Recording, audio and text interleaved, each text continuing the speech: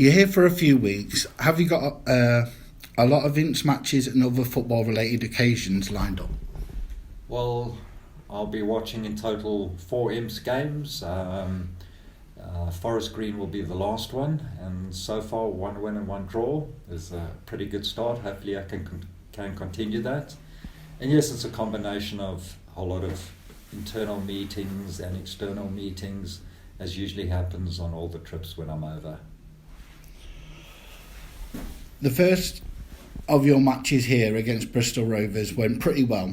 What are your reflections on that game, and also a good battling point against Derby? Yeah, certainly in the last 2-3 games, our attacking play has picked up significantly. We've been good defensively for a while, but with Ethan coming in and Lewis fit again, we've certainly seen the team playing a lot better going forward.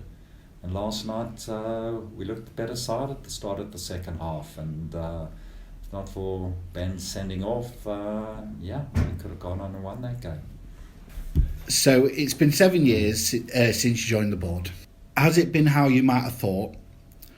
What has surprised you, and what have been the highlights since joining the board? Yeah, I think it's turned out very different to what I thought when I first looked at getting involved in Lincoln City.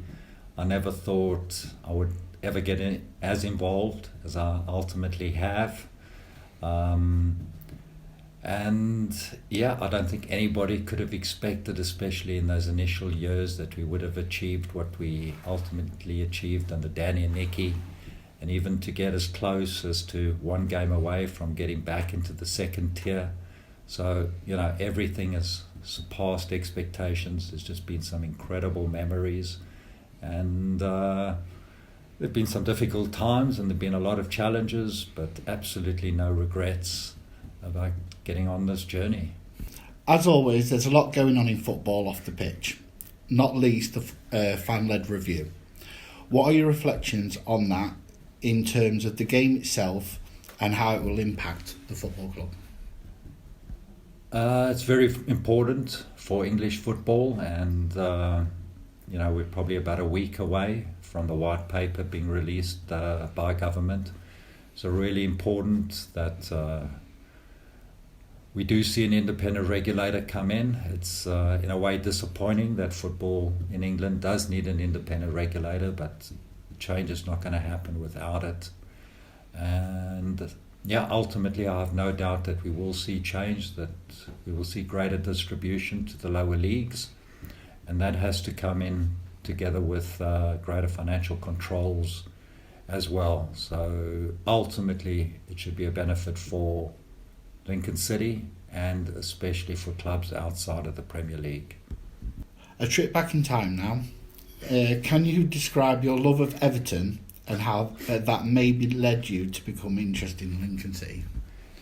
I started to support Everton in the late 1960s. Alan Ball was my boyhood hero, and he supported Everton. He played for Everton at the time, and that's why I started to support them. And I've had a lot of ups and downs with Everton over the last 50 plus years. And the connection to Lincoln City came in 2002 when there was alliance between the 2 clubs. And I just followed all the English pyramid, and that was, a reason to start following Lincoln City because of that alliance with Everton, even though, not much came out of it. But it ultimately led to me being part of Lincoln. Any thoughts on Everton this season? You don't want me to use 4-letter words.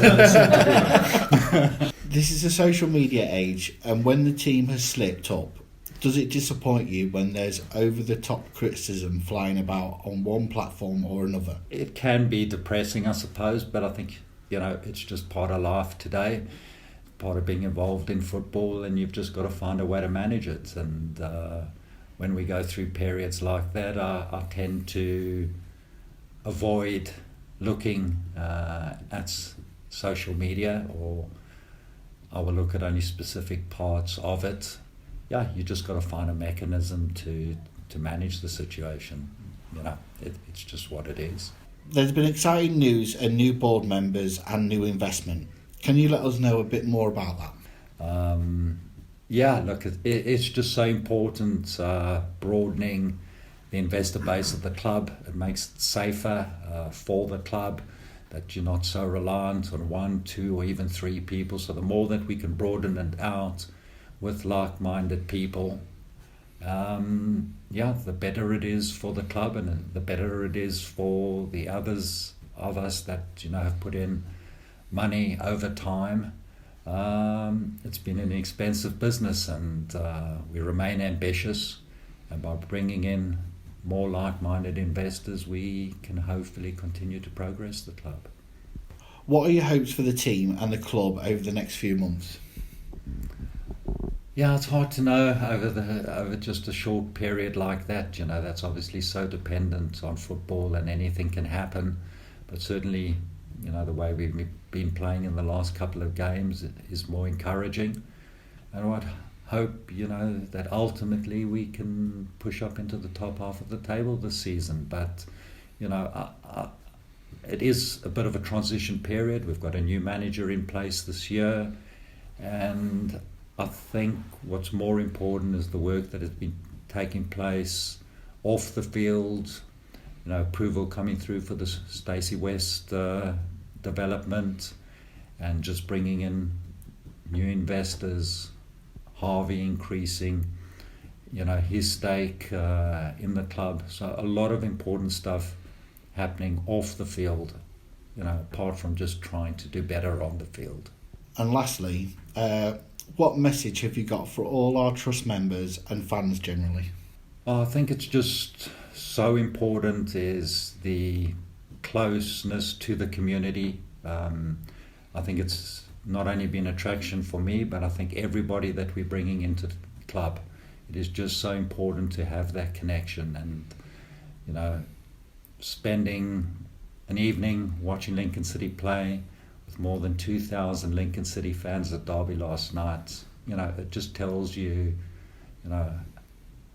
what a remarkable club it is. It's just fantastic memories.